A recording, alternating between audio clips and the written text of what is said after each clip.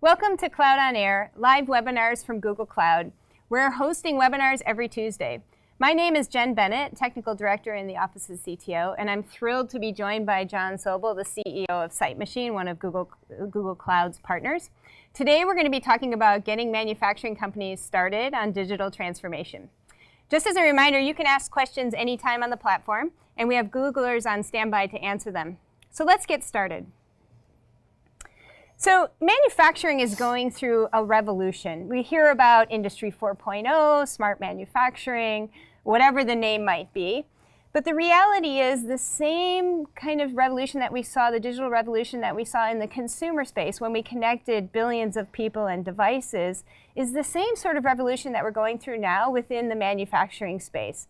And at the core of that revolution, it's really about personalization, and we're starting to see that now come to life in manufacturing in mass customization and being able to personalize products and services. And so with that, we look at spaces like consumer, where we've seen some of the technology that evolved to adapt and to be able to make that mass customization affordable.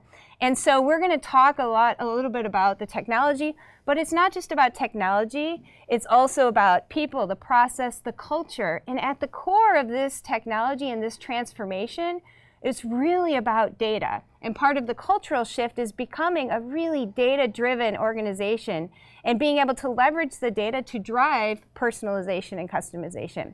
And so with that, I'm going to hand it over to John to talk to us a little bit more about what they're seeing in this space and some of the technology that you guys have built to enable manufacturers to go on this journey of digital transformation. Thank you, Jen. I'm going to share a little background about data in the manufacturing industry, and then as Jen suggests, talk a little bit about how companies who are effectively using it are doing so. First off, I think many of our guests will appreciate this. Those of you in manufacturing know this to be true. Manufacturing generates more data than any other industry. If we think of digital data as fuel, as an opportunity for insight, there's twice as much data in manufacturing as in any other category in business. And as those of you who work in factories know, this is what we do. This is how we make factories work. You see the picture of the whiteboard. It's incredibly frustrating to manufacturers to have so much digital data available. The data is generated by automation, by all the controls and software that you find in a factory. And the best we've been able to do in most places is the daily or weekly scrum and the whiteboard session. And we do a pretty good job. Factories run very well. They make complicated stuff effectively. But there's so much opportunity if we can use the data that's being generated. And that's really the focus of the technology behind Google Cloud and what companies like us are doing. A little bit more landscape here. Data is useful and going to be useful in a way that really goes to the heart of the future of manufacturing. We think about the United States as a manufacturing economy. We benefited after World War II from a temporary aberration. The great industrial economies of the world were sidelined by World War II. Germany and Japan both spent 30 years rebuilding their economies, and in the years since, China has become the world's largest manufacturer. So there is a global contest for manufacturing leadership, and companies and countries are investing heavily in the next wave of innovation, which is about data. And data is useful for every level of the game. At the most basic and the daily level, the things that manufacturers think about every day, getting visibility into your operations, into your supply chain, keeping your factories running as planned, getting efficiency, and getting control of quality. These are perennial problems that data is incredibly effective for using. And then if we think about everything else going on, robotics, 3D printing, sustainability, data informs all of this. And at the highest level, the transformation that companies are going through. You see some of the leaders out there talking about manufacturing as a service, micro factories. All of this depends on having control of data. You know, John, you talked about data and we talked about the volume of data, but really the problem's only getting worse because, you know, as Gartner had seen about 8.4 billion devices connected in 2017, up 31%. But we're seeing an even larger growth coming in the future by 2020, right? The 20 billion devices, something on the order of that. So this data that you're talking about is only getting bigger. You're right, Jen. I'm looking in a rearview mirror and the problem's only going to get worse. And so we need to use this data. In contrast to other categories, you see things like smart cities. Everyone talks about we got to sensor up the cities. There's already plenty of data in manufacturing. And there's a really interesting dynamic going on right now. A couple of years ago, the real question on people's minds was, should we do this? Does it matter? Companies have decided that they're going to invest in digital. 98% of enterprises are investing. They're doing things. They're not going as fast as they want. And the question is why? We work with some great companies. We work with a lot of companies who are just getting started, and we see three themes. The first is the technology. It's not as easy as everybody says. The effective use of data requires some real technical chops, and so you need partners like Google and some of the great emerging companies out there to use the data. That's a solvable problem. The companies that serve manufacturers are themselves trying to figure out how to get good at this, so you got to figure out the business landscape. And then perhaps the most important variable is the clients themselves, the organizations.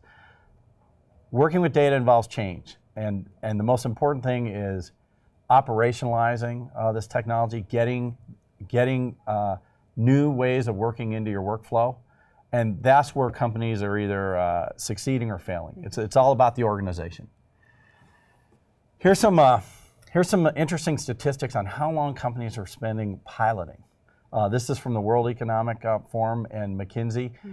More than 80% of companies that are doing pilots are spending a year or more.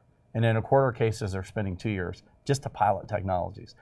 Meanwhile, the companies that are going fast are going really fast. And the gap between the leaders and laggards is getting wider. To give you a sense of the scale, we work with a lot of enterprise manufacturers. They're targeting $100 million a year plus impact. This is something that can really make a difference if you do it well. And one of the things we'll talk about is how to do that, how to be effective at this. And one quick question, are you suggesting that pilots aren't important? No, sorry. Pilots are important. They're important as a way to get started. And you and I both know no manufacturer is just going to go to scale right away. They got to try something. But there's a difference between just trying stuff to try it and trying stuff with a purpose and a plan.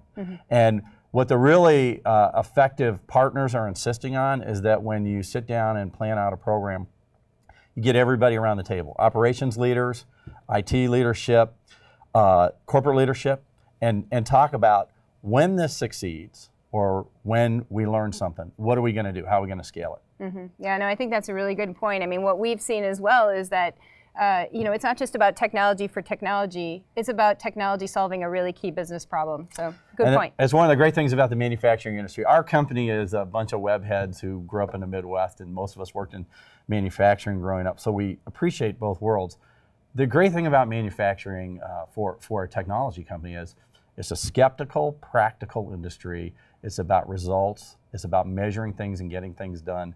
So you got to start with what are we going to fix, what are we going to help make better, and then work back to the tech. Here's the technology problem, and I'll set this up really quickly. Big data is often said to mean the 3 V's, volume, velocity, and variety. Your companies have limitless amount of computing power. You can handle any volume of data, any velocity of calculation. But the variety is the killer problem. And manufacturing may be the most varied data environment that we find anywhere. This is an example of the kinds of equipment you find inside of a factory, and it's just a thin slice of what's out there. There's literally thousands of data sources emitting different kinds of data multiple times a second all the time. Companies have done the hard work of getting it aggregated, getting it in a lake, but now we got to figure out how to use it, and that's really the challenge. One of the paradigms that we all go to when we think about this problem is the software paradigm. We all say, oh, I must need some new software to do this. That probably means I got to rewire my factory, I got to change everything. That's the last thing a good manufacturer wants to do. They've spent decades. Think about how hard it is to make a car. You spend decades getting things dialed in, and the last thing you want to do is go change the control software or the software that you've relied upon.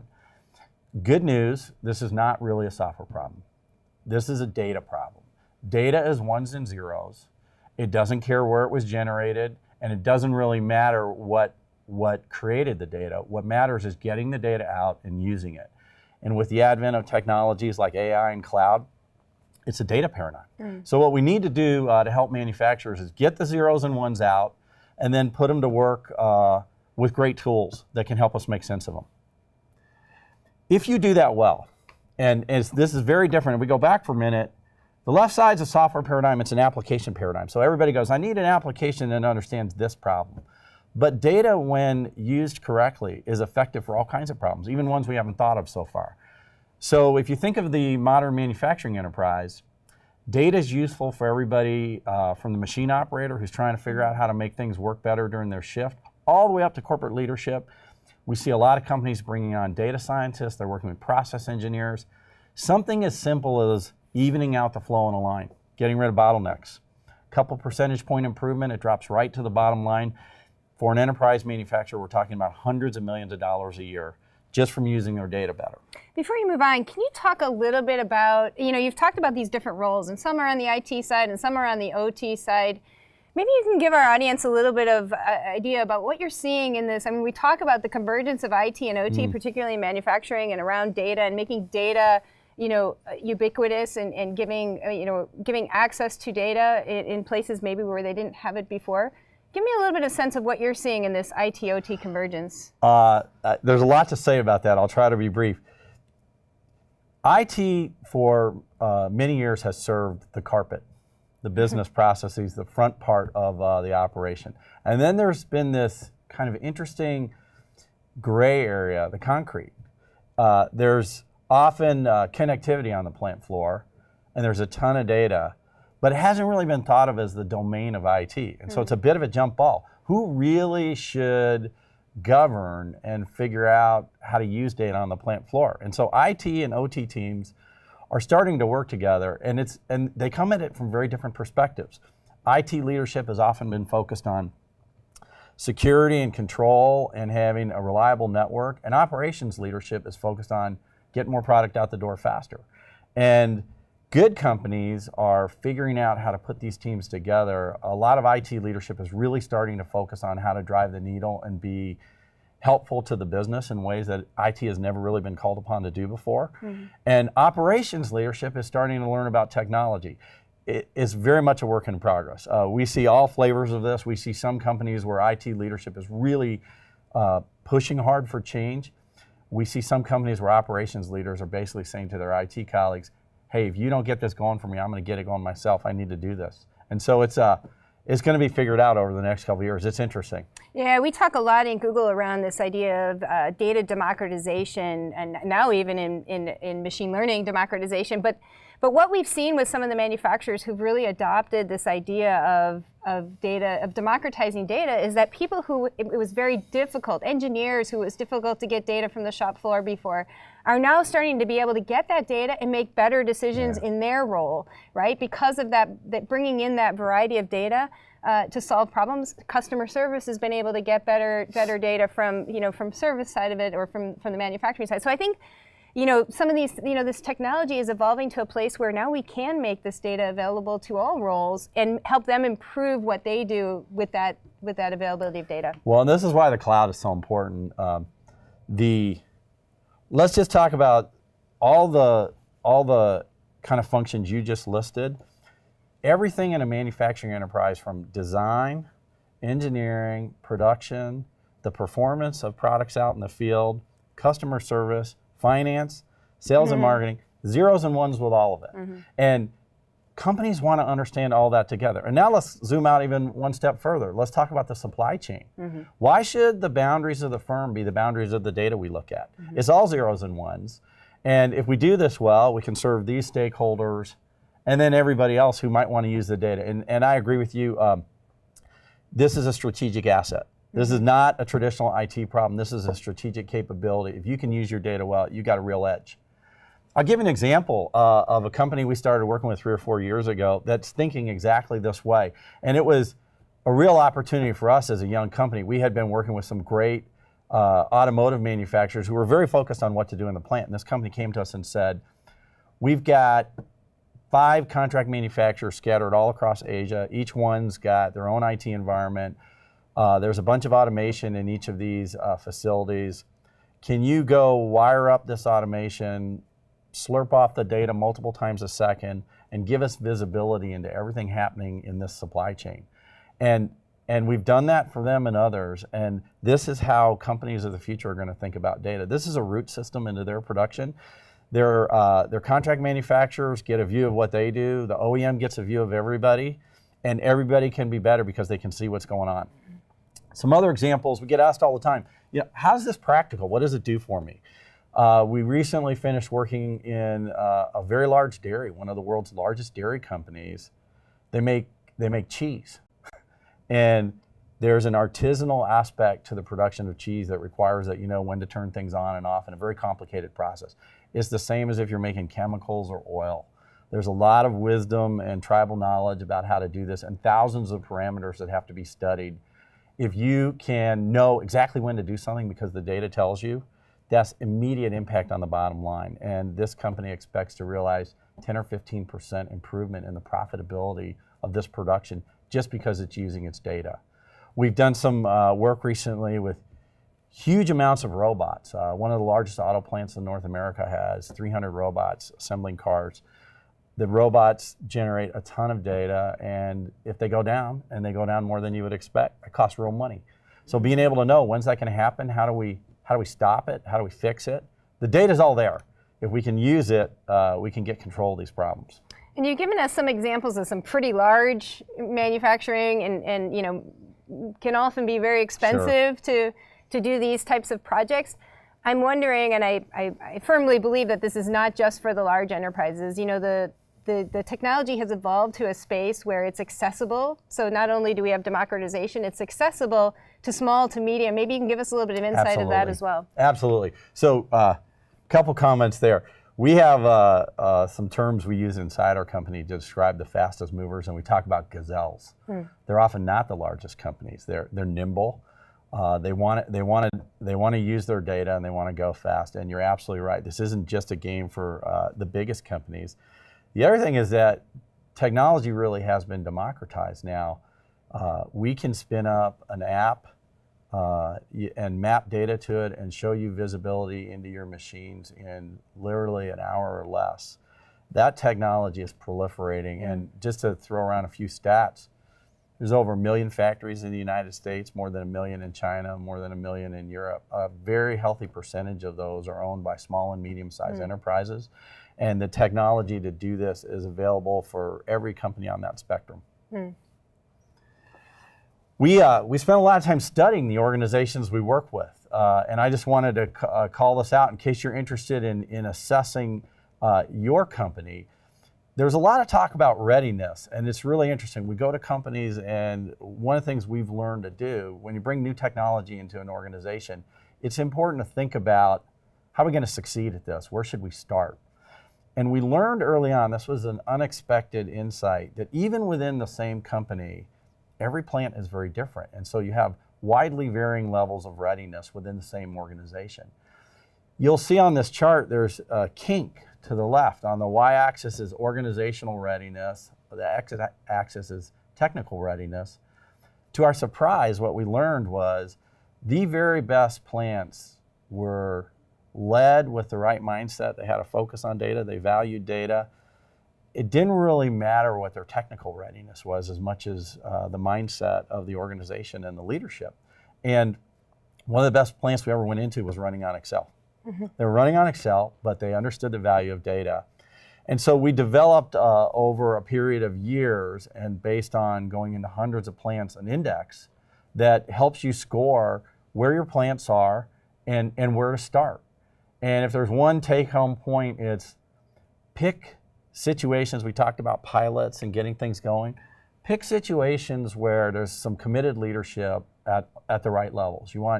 There's so many people in companies who have great ideas. The tradition of quality, of walking the Gemba, is that people in the plant know more than anybody else about what to do and how to make it better.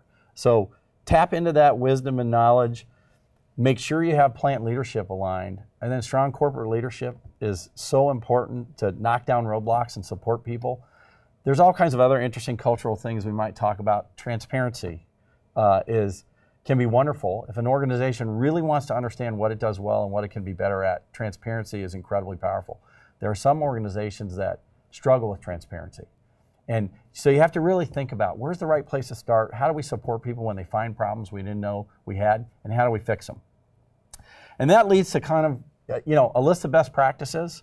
There's a lot of words on the slide. I'll try to distill the key ones. We talked about pilots with a focus on getting to operational. Making operational use the acid test is something that good companies do right away. It's one thing to try technology just to experiment, but we got to get going here. And so thinking about when this works or when we learn something, what are we going to do to go to scale? Separates companies that are succeeding from others. This is a change exercise. We've seen a few companies. Another bullet point here is about embracing change as a discipline in itself. I was shocked. We went to a plant recently in Australia, and somebody introduced herself and said, "I'm the change leader here." I asked her, "What's your job?" She said, "I was hired to help the technology people talk to the operations people." And I've seen this now in 2 or 3 companies in the last couple of months. Companies are actually thinking about how do we bring this into our operations? How do we get people talking to each other and have designated change leaders? I think that's really interesting. If you think about lean manufacturing, it really is the foundation of agile software practices. And yet we've kind of gotten away from this idea of adaptability. I know you and I have talked about this quite a bit, but the world is changing faster than even our manufacturing plants can adapt. And so this idea of adaptability and agility is going to be more important now than ever. And really, if you take at your core foundation, the ability to automate the processing of data and bringing together all that variety of data to help make better decision process, to support the decision-making processes, you enable agility in ways that really, truly allow growth. I'm so glad you said that. The notion of continuous improvement, which is the soul of great manufacturing, is exactly the same idea as using data to get better. And great manufacturers think about getting a little bit better every day. And just like lean, this is another tool in the toolkit for doing it. It's powerful. It's powerful because once you get that foundation set, you can do so much more beyond it, but we can call upon, we don't have to change the soul of manufacturing. This is what manufacturers do already. They think, how do I get better every day? The other thing I would suggest is have a big, bold vision. Go big and fast. Don't do everything up front, but be thinking about more than just production. Be thinking about the links between production data and everything else in your organization. And last, and we called this out as a kind of a special bullet point, partnering.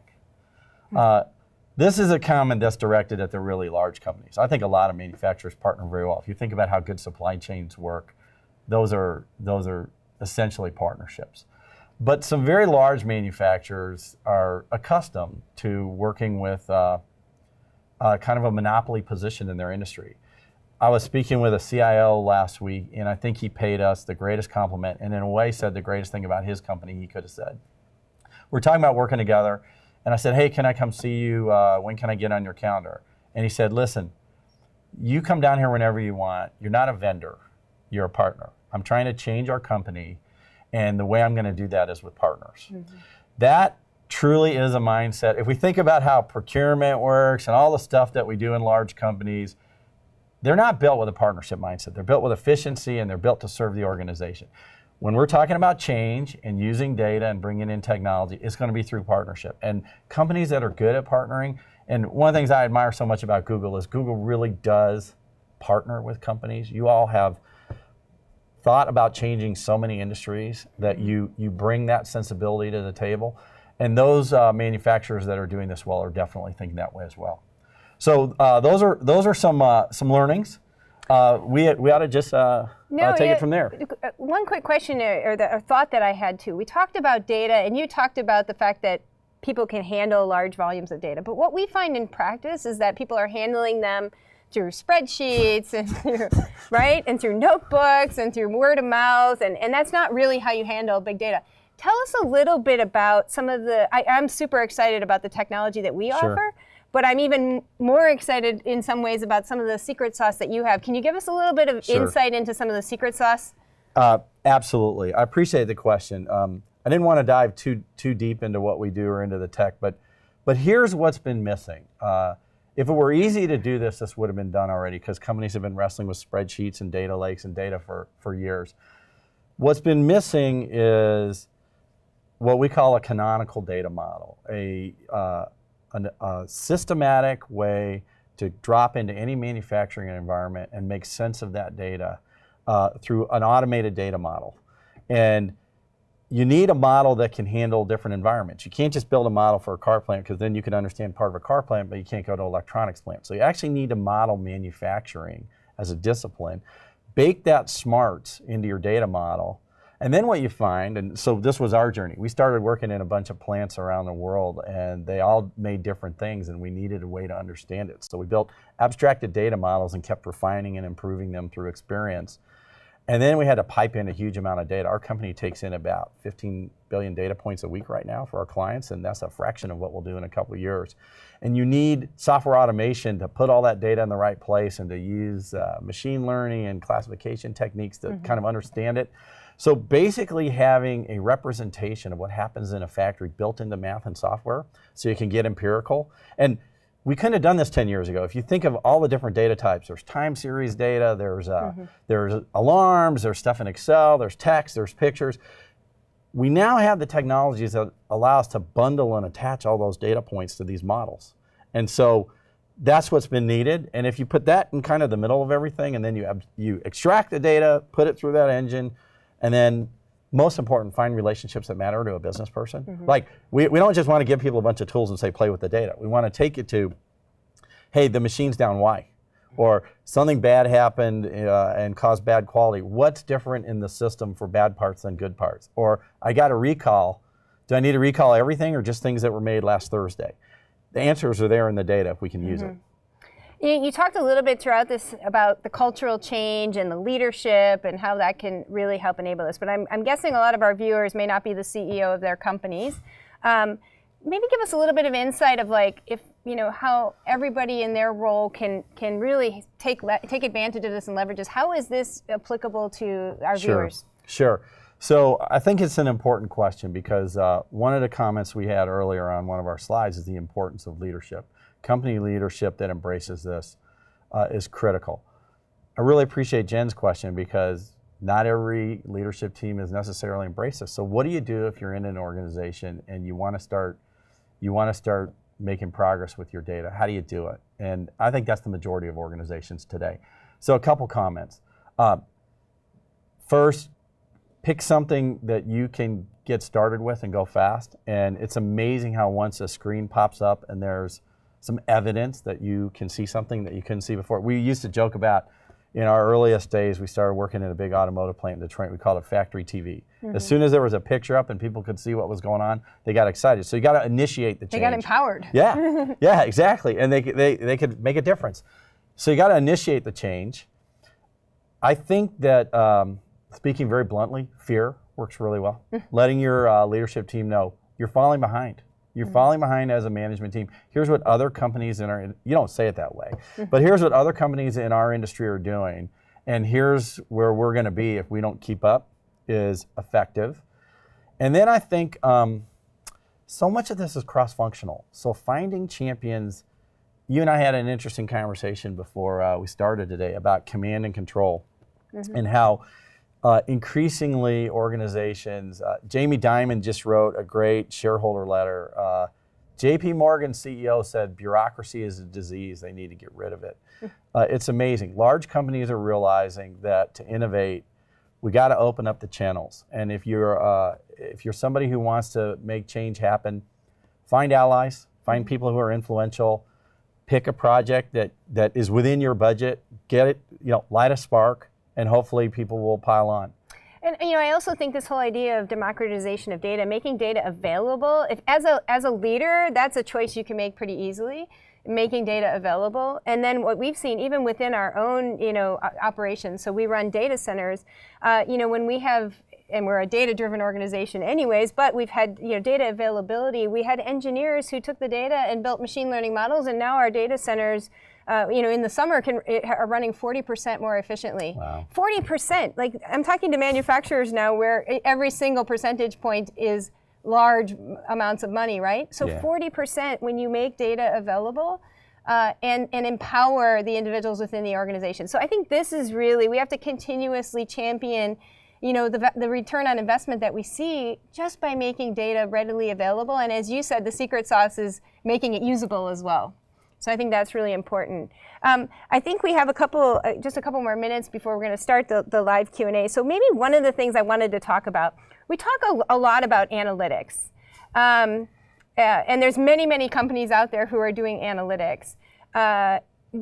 Why do we still lack this basic visibility when these tools are available and analytics are readily available? What is it that is causing this problem? So analytics is one of those words. It's a tough word. I think you're absolutely right. You asked me a few minutes ago, what's the secret sauce to making data useful? If we can't put data in the right building blocks, we can't do the math we need to do on top of things. If I try to understand a bunch of time series data points and then relate that to thousands of other things, I'm not going to get anywhere. And so let's think of analytics as math. There's no secret math to understand a factory. We can use a lot of good statistical techniques and machine learning techniques on top of data. There's probably hundreds of companies out there right now hand-waving in some form or another about analytics, but I'll tell you what's been really interesting in our journey. The customers are smart. Manufacturers have been working with statistics and with data for many years, and they know whether or not something can analyze their data. And so we try to stay away from kind of the software industry terms for this because they are so unhelpful. What's really needed is, here's the acid test. For those of you who are going to try stuff, just demand that the companies working with you get you an answer fast and that they do it scalably. and stay away from what you call it. You'll know very quickly whether or not you can find patterns and relationships in your data or not. Yeah, I think that's a really great point. One of the reasons why I'm super excited about Sight Machine and the partnership with Google is, I worked with you earlier on in my career and through a couple of very different problems to test that, to do that acid test, to say, the real problem is not going in and automating a line or in gathering data from one plant. It's really about that problem around, can you really get it across multiple and across different problems without, in a cost-effective way, because truly that's that's the growth that we're seeing, the agility that we need, that adaptability isn't developing software to solve one specific problem. It's really that secret sauce that you have to be able to build that model to allow people to use data in new ways and solve new problems with that same data. And I think we're seeing this across a number of manufacturers and really just want to make sure that people are aware that these technologies exist and they're very fruitful when applied. And I think the last point is that, yeah, visibility is crucial, and that data is the first step in that journey, right? Getting data visible. You walked us through that really nicely. Visibility, solving some of those key problems around quality, and then moving up into the point at which you can start to use machine learning. But honestly, when we talk about machine learning, if you're not collecting it in data and getting it aggregated in a way that can be meaningful, machine learning is not going to help you, right? Right on. You need to take these steps to get data, and so that's really key. John, it's been really great. We're going to go and start our Q&A, so stay tuned. We'll be back in about a minute.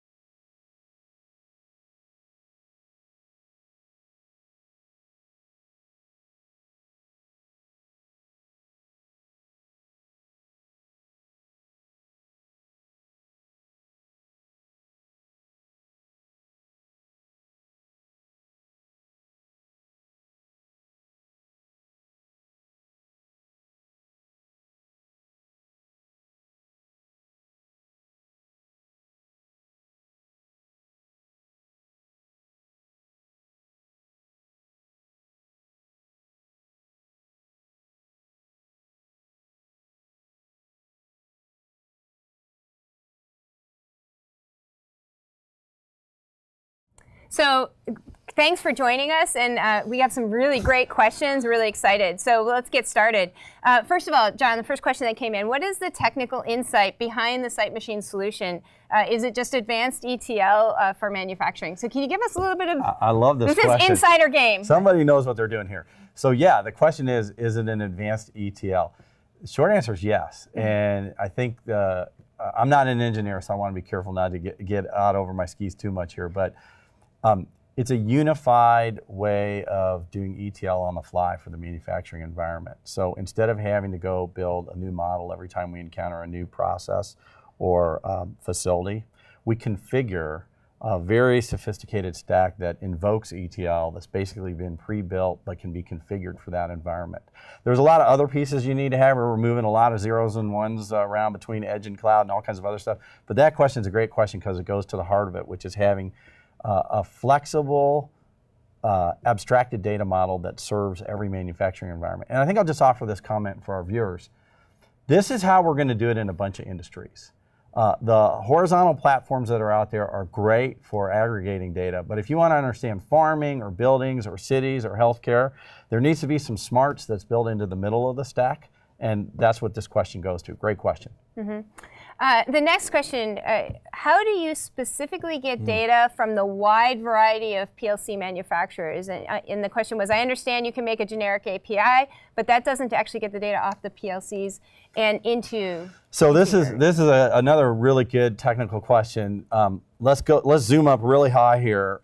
3 jobs to make data useful: extract it, analyze it, present it somehow. This is a question about extraction, and we're partnering with some great automation companies. We get asked this all the time. So people in the controls environment are used to very rigid data structures.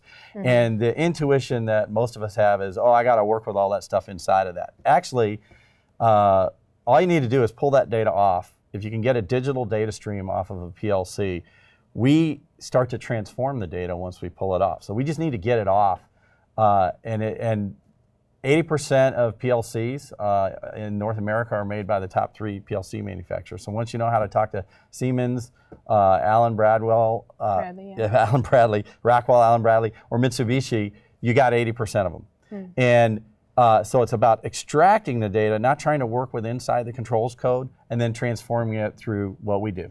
But I think the other point that you made, which I think is really important, yes, there's data coming off of the machines and the PLC data. There's also a lot of other data floating around the manufacturing shop floor, right? That may not be coming from a PLC. And so I think part of the value of the Sight Machine solution built on Google Cloud is really being able to handle that variety of data. It's not just time series data off the machine and alarm data off the machine. But so I think that's also important to keep in mind. And well said. Let's just hammer the point here, because it would be very dangerous to build a solution around one piece of automation or one data source. Data is coming off of operators, it's in quality systems, it's in your automation and controls. And we've seen this wave of solutions that's been built for data of a certain type. But the way Google thinks about data and the way we think about data is data. And so we ought to be getting a solution that's open and agnostic. And companies are very smart about this. They do not want to be locked into XYZ company's data platform that only goes with that company's equipment. That's a horrible business model for a customer. Great business model if you can get away with it selling the equipment, but it's not going to work in a factory. There's too many things. So I think you're dead on. Great. Next question. What tools, technology platforms are available to specifically support organizations in highly regulated environments? For example, medical devices, pharma, to really help begin this digital transformation? So highly regulated industries are probably one of the best places to start. The need for traceability from end to end. So if we think about highly regulated industries, it's usually something where there's some risk if the product isn't built right. So drugs, increasingly food, medical device, all of this is production we want to understand holistically and with a great degree of control and granularity. There are a bunch of disparate tools out there right now as people prepare for increasing regulation. There's a lot of point solutions. what's needed and what I think you're starting to see is a way to knit together all these data sources without having to go change historians or various compliance techniques that companies have used. So you can think of all these islands of tools that exist, and we need some water to connect it up, and we're there. If we get the data out of all of these islands, we can do very powerful things with it that is exactly what a regulator wants to see. A regulator wants to know, can I see how this batch was made so that I know that this batch is bad, but the other ones are good? Can I see that data? You already have all that data. You know, I think one of the things, I have a real passion around this, and I know you do as well, but this idea that, you know, not too distant in the future, we're going to be connecting up all of these data sources so that things like recalls, I mean, I know that we will look back and say, how crazy it was that how we found out about recalls, right? We just heard about this cluster of, you know, things that happen in a particular population, and then it takes months to get to the point where, you know, the manufacturing side is just one small piece of it. As we start to really bring together data, I think these patterns, this ability to really find problems quicker is going to be game changing in our world. I have a colleague, our CMO Sid Hoda, always talks about how when Samsung had terrible problems with its batteries, you get on a plane and the first thing they'd say is, don't bring this device on the plane. And the whole world was marketing against this quality problem. Unfortunately, it took several months to figure out what went wrong. What you just said is going to change how companies get control of these problems. And we're going to look back one day and go, man, that was the Stone Ages. Yeah. Probably have time for one more question. So we don't own many of our own plants, but use contract manufacturers. How can you drive change across the virtual supply chain involving many parties? I know you know this really well. So. Oh, I mean, we both love this question because the supply chain is really the right frame of reference. This requires some cooperation. I think good supply chains already have trust and cooperation. Those supply chains that can handle it simply need to share data. We have seen some manufacturers in the middle of the supply chain generate huge amounts of credibility and confidence in their production because they share data with their customers. So our very first customer, we started our company in Southeast Michigan. Our very first customer was Bend & Metal, selling to the big three, and realized that if they showed data about their production and the control over quality they had, that would be a competitive advantage in their supply chain. They were getting 7 or 8% of the bids that they put in, and once they revealed the data, they were able to get all kinds of high value, higher margin work because they generated trust. So this is good for everybody. If you're confident in your production, share your data. If you're the head of the supply chain, ask your partners to share it with you. We can all be better if we do it. It's not easy. It's a little scary sometimes, but that's how you get good. But I think too that manufacturers have this is something that is becoming more and more important, is around getting that data. It really is critical. And really having, you know, suppliers, giving them a preferred supplier if they provide, you know, if you have that better integration. I think these are things from a business model perspective that you can start to look at as well. One last comment real quick. There's all kinds of fights about ownership. You own your own data. It's your data. We can share it, we can use it, we can put up a license regime around it. This is a totally solvable problem. Yeah, no, we agree. And, you know, we have 1 minute, actually, so I'm going to take this last one really quickly. Our organization does not have many data science resources. We talk a lot about this, John, especially at plant locations. How can we drive better decision-making without these capabilities?